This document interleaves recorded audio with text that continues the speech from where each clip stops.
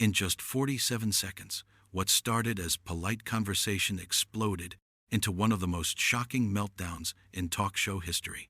A fiery argument, a complete collapse of composure, and a guest who went from smiling to screaming before being escorted off the stage. Last night's episode of The Graham Norton Show became the talk show disaster nobody saw coming. The studio audience settled into their seats, excited to see Meghan Markle return to British television after years away. The lights were bright, the cameras were rolling live, and Graham Norton sat in his signature red chair with that familiar welcoming smile. Meghan walked out in an elegant cream dress, waving to the crowd as they clapped. She sat down on the famous couch, crossing her legs and adjusting her hair. Everything seemed perfectly normal. Graham leaned forward with his cards in hand. "Meghan, lovely to have you here tonight. It's been quite some time since you've been on British television, hasn't it?" Meghan smiled, but it was tight around the edges. "Yes, it has. It's interesting to be back." "I bet it is," Graham said with a light chuckle. "Now, you've been doing a lot of work in America, various projects, podcasts and such. How's all that going?" "It's going wonderfully," Meghan replied, her voice measured. "We've been building something really meaningful, something that speaks to people who feel unheard." Graham nodded, glancing at his cards. "Right, yes. Though, I have to say, some people have wondered why you've stayed so quiet about certain family matters lately. That's quite a change from a few years ago, isn't it?" The audience made a small collective sound, somewhere between a gasp and a laugh. Meghan's smile froze on her face. "I'm sorry. What are you implying?" "Oh, nothing really," Graham said, maintaining his casual tone. "It's just that you were quite vocal before, weren't you? The interviews, the documentaries, the book your husband wrote. And now suddenly, silence. People find it curious." Meghan shifted in her seat, her hand gripping the armrest. "Graham, I came here tonight to talk about my current work, not to be interrogated about my personal choices." "Interrogated?" Graham raised his eyebrows, playing to the audience. "That's a strong word. I'm just asking what everyone's thinking. It's what I do. What everyone's thinking, or what you've decided everyone's thinking." Meghan's voice had an edge now, sharp and clear. Graham laughed, but there was less warmth in it. "Well, when you make your private life very public, people tend to form opinions. You can't really blame them, can you?" "Actually, I can," Meghan said, sitting up straighter. "Because what you call making my life public was me speaking my truth about being treated horribly. Or do you think I should have just kept quiet and suffered in silence?" The audience went very still. Graham's expression changed, becoming more serious. "I think there's a difference between speaking your truth and airing your family's dirty laundry on international television for profit." Meghan's eyes widened. "Excuse me? For profit? I spoke out because I was struggling with my mental health, because I felt trapped and isolated. But of course, you wouldn't understand that, would you?" "Oh, I understand plenty," Graham said, his voice cooling. "I understand that you married into one of the most famous families in the world, complained about not being treated like a princess, and then spent years telling anyone with a camera how terrible they all were." "That is absolutely not what happened," Meghan said, her voice rising. "You're twisting everything, just like the British press did from day one." Graham leaned back in his chair, spreading his hands. "Am I, though? Because from where I'm sitting, and from where millions of people are sitting, it looked like you wanted all the perks of royalty without any of the responsibility." Meghan stood up suddenly, her hands clenched at her sides. "How dare you? You have no idea what I went through. None. You weren't there when I was being torn apart by your tabloids. You weren't there when I was crying myself to sleep, when I didn't want to be alive anymore." The audience was dead silent now, the tension in the studio thick enough to cut. Graham remained seated, but his expression had hardened. "And that's terrible, truly. But you're acting as if you're the only person who's ever struggled with press attention or family drama. You're not special in that regard." "I never said I was special," Meghan shot back, her voice shaking with anger. "But I deserve to be treated with basic human decency, something this country never gave me." "This country loved you at first," Graham countered, his voice sharp. "The problem was you couldn't handle the fact that being royal isn't about being loved all the time. It's about service, duty, showing up even when it's hard. But instead, you and your husband ran away, and then spent years throwing grenades from California. Meghan took a step closer to Graham's chair. We didn't run away. We left a toxic situation that was destroying us. And I'm sorry if that's inconvenient for you and your audience, but I will not apologize for protecting my family. Your family? Graham said, his voice dripping with sarcasm. You mean the family you're estranged from? Both your families, actually. Your father, your sister, your husband's father, his brother. At what point do you look around and think, maybe I'm the common denominator here? The audience gasped. Several people covered their mouths. Meghan's face flushed red, her chest heaving. That is completely out of line. You don't know anything about my family situations. I know what everyone knows, Graham said, standing up now to face her. I know your father helped make you famous, gave interviews trying to reconcile, and you cut him off. I know your husband had a close relationship with his brother until you came along. I know that everywhere you go, drama follows. Stop it, Meghan said, her voice breaking. Just stop. This is cruel and it's unfair, and you're doing exactly what everyone did to me before. You're painting me as some villain when all I've ever done is try to survive. Graham crossed his arms. Survive? You live in a mansion in Montecito. You have Netflix deals and book deals. You have more money and privilege than most people could dream of. Don't talk to me about surviving. Money doesn't fix racism, Meghan yelled, her composure completely gone now. Money doesn't fix being bullied by an entire country. Money doesn't fix having lies printed about you every single day. Oh, here we go with the racism card again, Graham said, and the audience made shocked sounds. Yes, some people were racist, and that's deplorable. But not everyone who criticized you was racist, Meghan. Some people just thought you were acting entitled and difficult. Meghan's hands were shaking. You're unbelievable. You're sitting there, a white British man, telling me what is and isn't racism. You're telling me my experiences weren't valid. This is exactly what I'm talking about. I'm telling you that you can't use serious issues as a shield every time someone disagrees with you, Graham said firmly.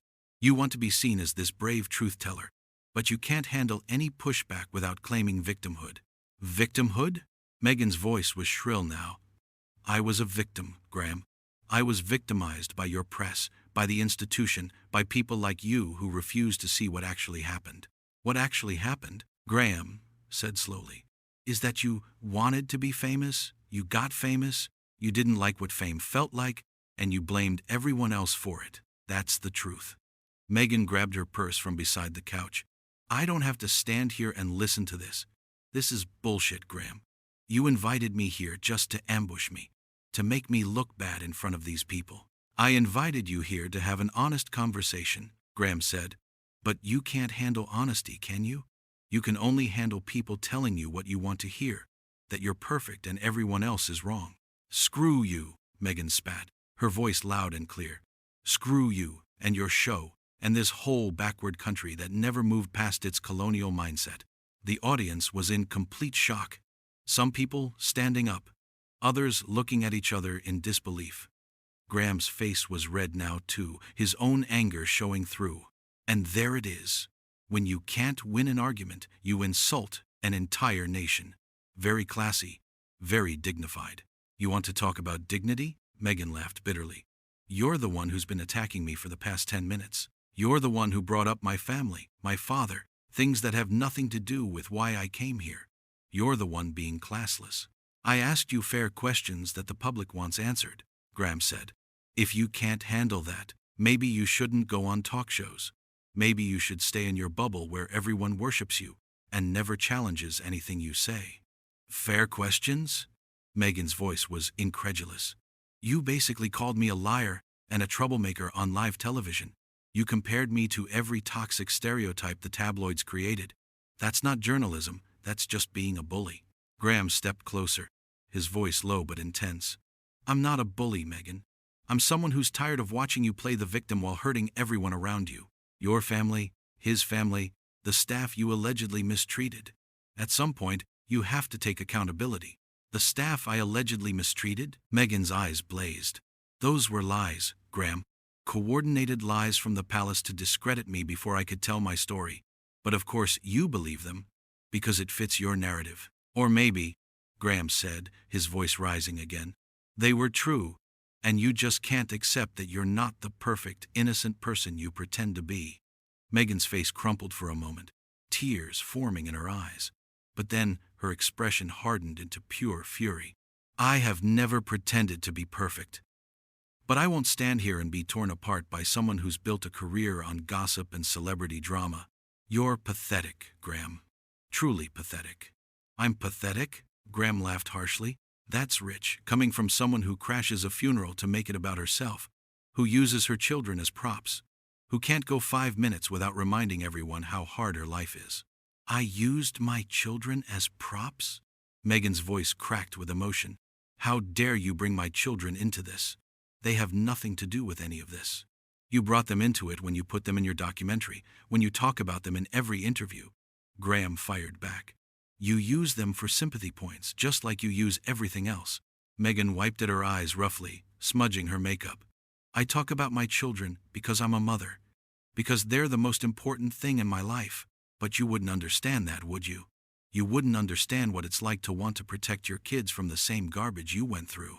I understand that most mothers don't need to tell the world about their maternal instincts every chance they get, Graham said. Most mothers just do it quietly, without cameras and press releases.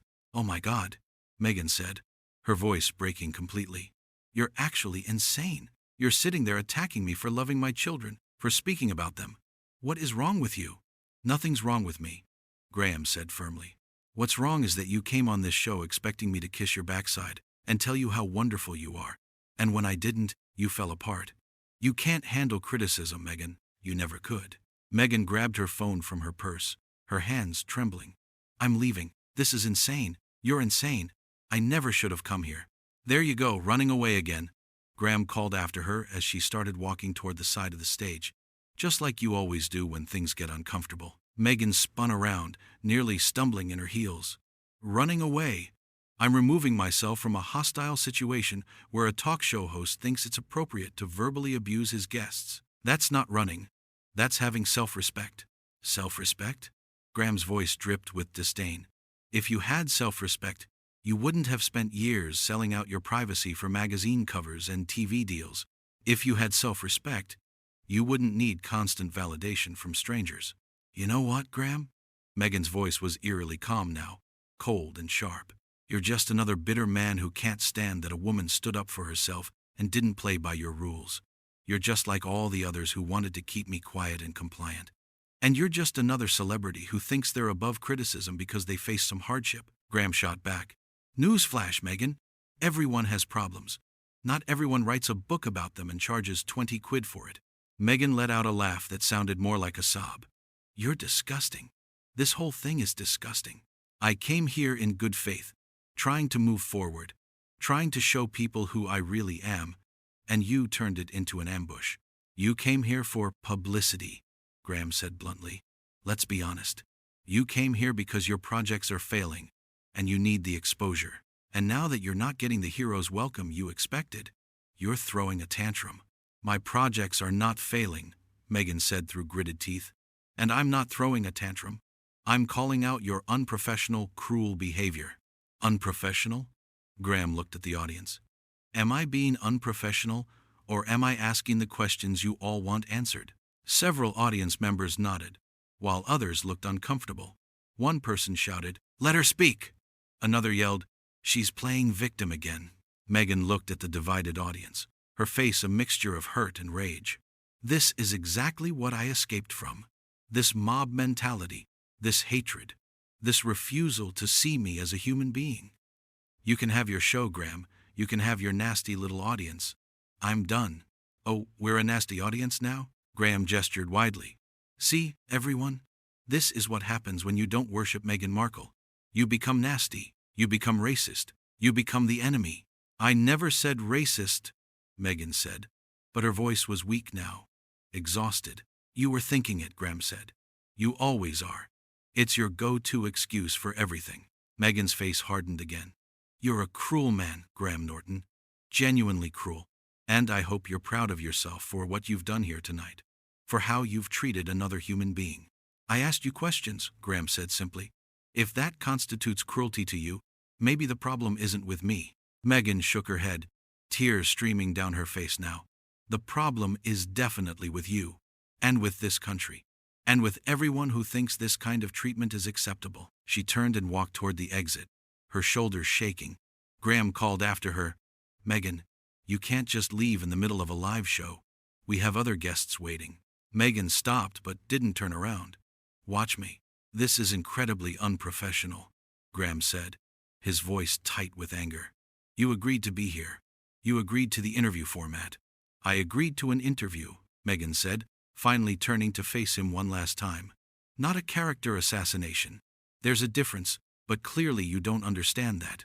"I understand that you can't handle anyone challenging your carefully constructed narrative," Graham said. "That's what I understand." "Goodbye, Graham," Meghan said quietly. "I hope you got the ratings you wanted." "Meghan, wait," Graham started, but she was already walking off the stage. A producer ran after her, trying to convince her to come back, but she shook her head and kept walking. The cameras followed her as she disappeared through the stage door, the sound of it slamming echoing through the studio. Graham stood there for a moment, looking at the empty space where she'd been. The audience was in chaos, some people booing, others cheering, many just sitting in stunned silence. He turned back to his chair and sat down heavily. "Well," he said into his microphone, his voice strained, "that was unexpected." Someone from the audience shouted, "You were too harsh." Another person yelled, "She deserved it." Graham held up his hands. "Look, I ask difficult questions. That's my job.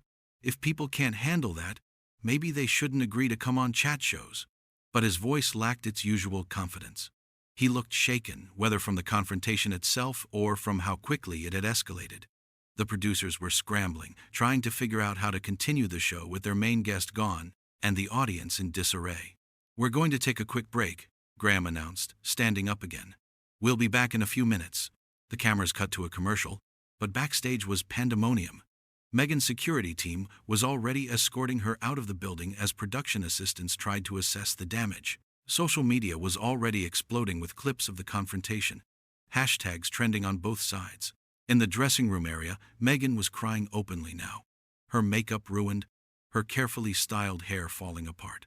Her team surrounded her, offering tissues and water, telling her it wasn't her fault. But she just kept shaking her head, saying over and over, "I knew this would happen. I knew it. I never should have come back here." Back in the studio, as the commercial break ended, Graham tried to regain his composure. "Right, well, that happened," he said to the audience with a forced smile. "Quite a start to the evening, wasn't it?" Some people laughed nervously. Others remained silent. Graham looked down at his cards, then at the camera. "Our other guests will be out shortly.